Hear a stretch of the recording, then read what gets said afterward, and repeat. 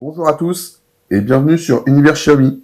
On se retrouve aujourd'hui de nouveau pour une nouvelle vidéo d'un nouvel unboxing. Mais voilà, aujourd'hui on va vous présenter un produit qui vient de sortir il n'y a pas très longtemps, le Poco X3 Pro.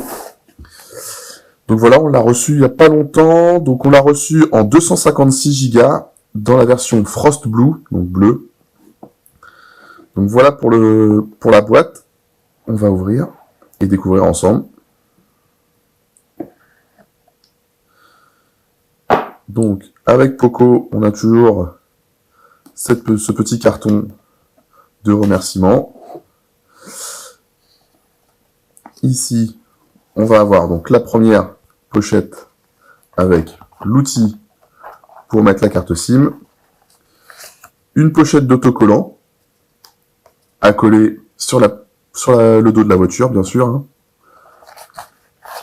Ici, les guides d'utilisation et de garantie.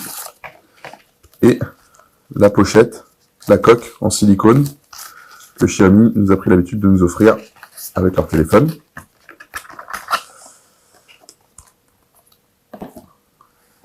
Et ici, on va découvrir le téléphone. Alors, comme d'habitude, sous le téléphone, on va trouver le chargeur et le câble de chargement. À savoir que le Poco X3 Pro est compatible charge rapide 33 watts. Au niveau caractéristique, donc le Poco X3 Pro, il est équipé du Snapdragon 860, d'un écran LCD 120 Hz de 6,67 pouces, et surtout d'une batterie de 5160 mAh, qui lui donne une très grosse autonomie. Au niveau du capteur photo, on est sur un bon capteur photo quand même. On va dire qu'on pourra faire quand même des belles photos. Hop, donc on va l'ouvrir. Et on va découvrir déjà l'aspect visuel du téléphone. Donc visuellement, le téléphone est beau, quand même. Toujours Poco avec leur reflet. Alors, on va essayer de voir si on peut enlever ça. Voilà. Voilà, donc du coup, avec les reflets un peu bleutés et le logo Poco qu'on peut voir apparaître. Je trouve que c'est très joli, c'est très sympa. Le capteur n'est pas si gros et ne dépasse pas tant que ça.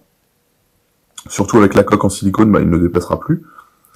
Le défaut que je vais trouver à ce téléphone là tout de suite là, c'est il est assez épais et assez lourd. On va dire que ça n'a rien à voir avec un Mi 11 Lite 5G qui lui est très fin et très léger.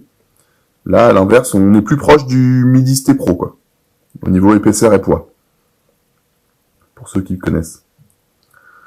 Donc toujours le bouton Power sur le côté qui fait office de lecteur d'empreintes. Ici, le logo Poco. Donc nous, on l'a pris en version 256 Go de stockage, donc 8 Go de RAM, mais il est aussi disponible en 6 Go de RAM, 128 Go de stockage. Au niveau des capteurs photo, on est sur du 48 mégapixels pour le capteur principal, donc c'est pas parfait, mais ça fait des photos correctes et le traitement est bon. En façade, au selfie, on est sur un 20 millions de pixels. Le point noir, on va dire, de ce téléphone, c'est qu'il fait pas 5G. Voilà. Il n'est pas compatible 5G. Ça va être le point noir. Et alors après, bah, ceux qui sont fans des écrans OLED, passez votre chemin, parce que là, on est sur du LCD. Alors certes, du bon LCD en 120 Hz, mais c'est pas de l'OLED.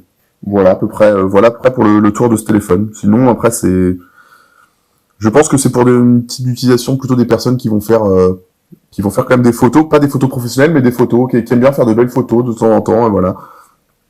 Et qui veulent un téléphone qui tient aussi très longtemps. Là, on est sur une tenue de batterie de plus d'une journée, on va dire une journée et demie au moins, avec une utilisation normale. Voilà. Et aussi, bah, le point positif, c'est la prise de jack qu'on retrouve ici, en plus du port micro USB, USB type C, pardon. J'ai oublié d'évoluer. Ici, on va avoir l'emplacement de carte SIM. Donc voilà. Voilà pour l'unboxing de ce Poco X3 Pro. J'espère que ça vous a plu. Je vous dis à bientôt et en attendant, prenez soin de vous.